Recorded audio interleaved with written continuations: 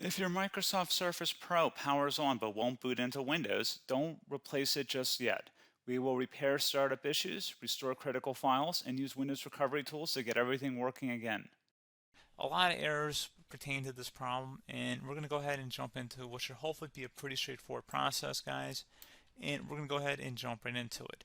First thing I'd recommend doing would be to actually go ahead and boot to the troubleshooting utility on Windows 11.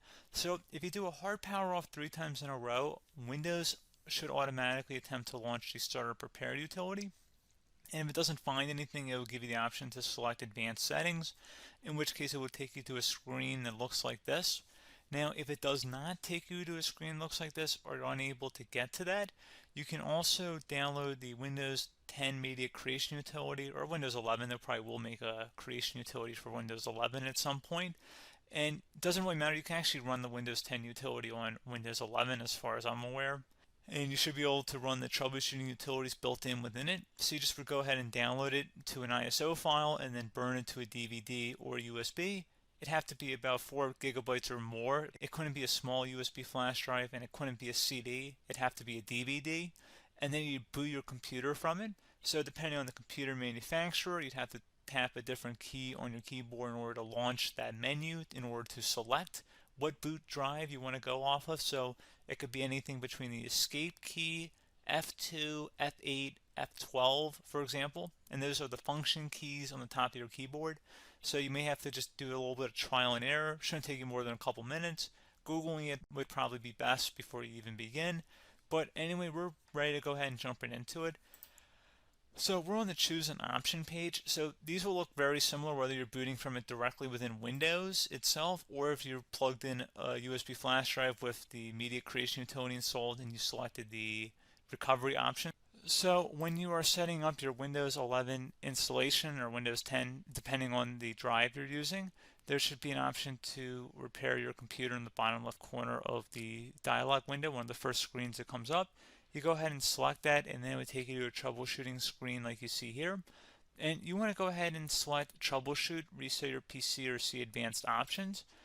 And then there are going to be a whole bunch of options in here that we're going to explore in today's video. The first one, we're going to actually go underneath advanced options and then select startup repair, fix problems that keep Windows from loading. So go ahead and select that first.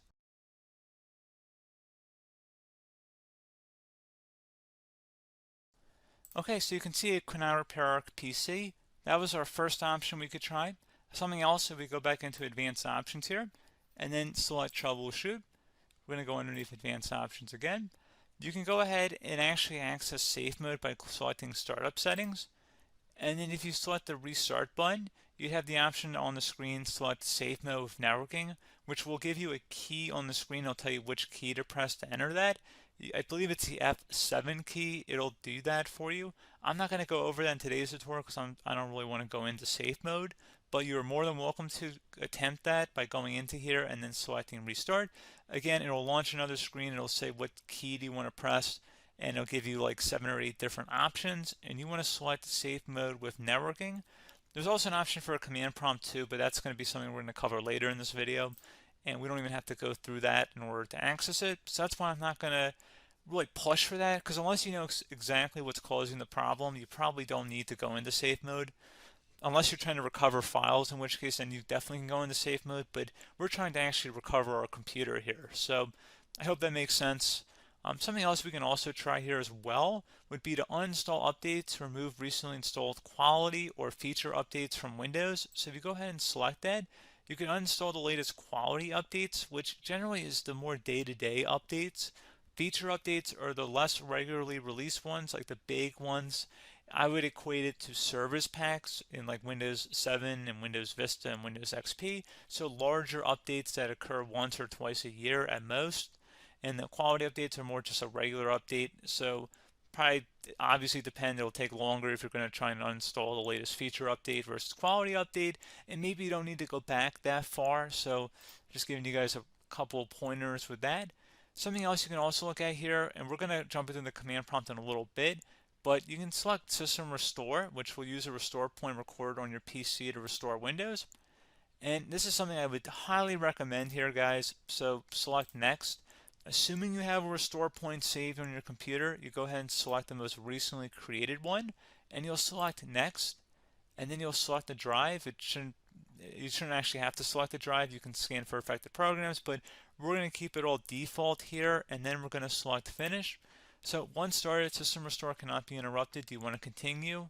I think we're going to select yes. I don't think we have anything better to do on our computer right now, so just give it a moment here to initialize. It will take a couple minutes to run, obviously depending on how large your hard drive is and how much is saved on the system restore point.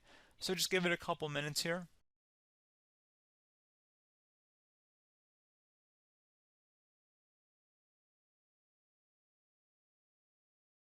System has been restored successfully. We're going to go over a couple different methods in addition to that if that did not work. So I'm just going to pause the video and we're going to start back up back on the recovery screen that we started with. Okay, so a couple other things we can try here too. If you go back into Troubleshoot, you can select Reset Your PC, while you choose to keep or remove your personal files and then reinstalls Windows.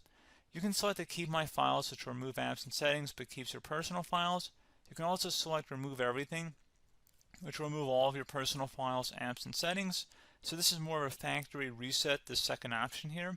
First option, it should not delete all of your personal files. However, it will pretty much clear most of your programs. And keep in mind, there's no guarantee that your information, number one, is even still available and easily recoverable on your computer to the point that you actually would be able to recover anything. And the second point is that there's always a chance that it won't actually recover and it will just do a factory reset anyway.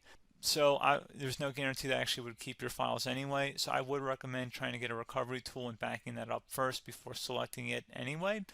But again, those are a couple different options. And then something else you can try here if you go back to the choose an option. Another option, if you go underneath choose an option and select troubleshoot, advanced options, and now select where it says command prompt. Okay, so the first thing we should do is type our main hard drive here. In most cases, it should be the C drive. So you just do a C colon and then hit enter on your keyboard. So once you're underneath the C drive, we're going to type in dir and then hit enter on your keyboard. It should have program files, users, and Windows all in there. That's how you know you're in the right directory.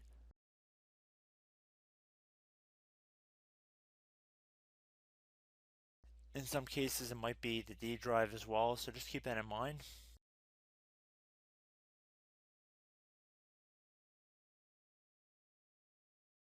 Next thing we're going to do is type in cd space / Windows / system 32 / config, and then you're going to hit enter on your keyboard.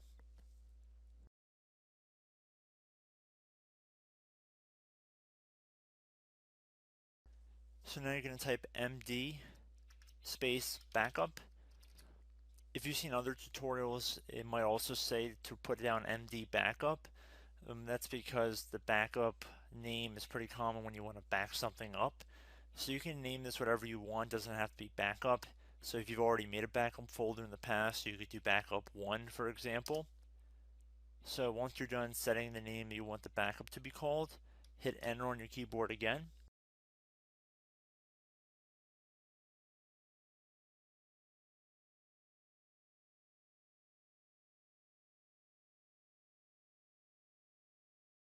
At this point you want to type copy, C-O-P-Y, space, then you want to do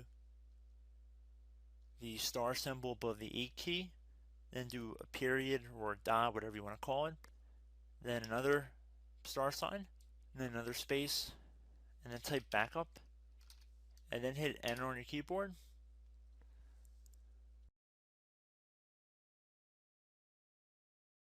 Now you want to type cd reg back, R-E-G-B-A-C-K, and then hit enter on your keyboard. So now that we are under the reg back, so now you want to type dir again, and then hit enter.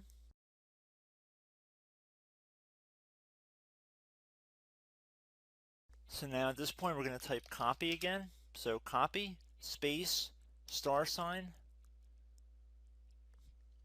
dot, another star sign, space, and then 2 dots.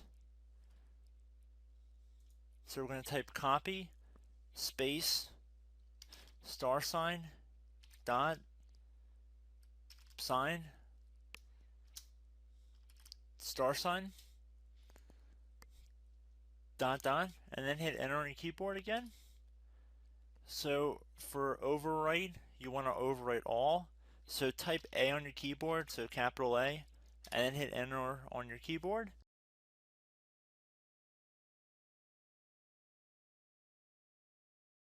So at this point, you should be good to go. You can close out of the command prompt window, and if you accidentally continue to Windows 10, you should be all set. So I hope one of these 3 or 4 different methods we went through in this tutorial helped you guys out. Again, I'm not sure if you guys heard me earlier, but try to go back into your safe mode if possible and uninstall any programs you know might be conflicting with the Windows startup if you can get into safe mode. So just keep that in mind. Something very simple like that could be blocking up everything. So again, I hope this tutorial helped you guys out, and I will catch you in the next tutorial. Goodbye.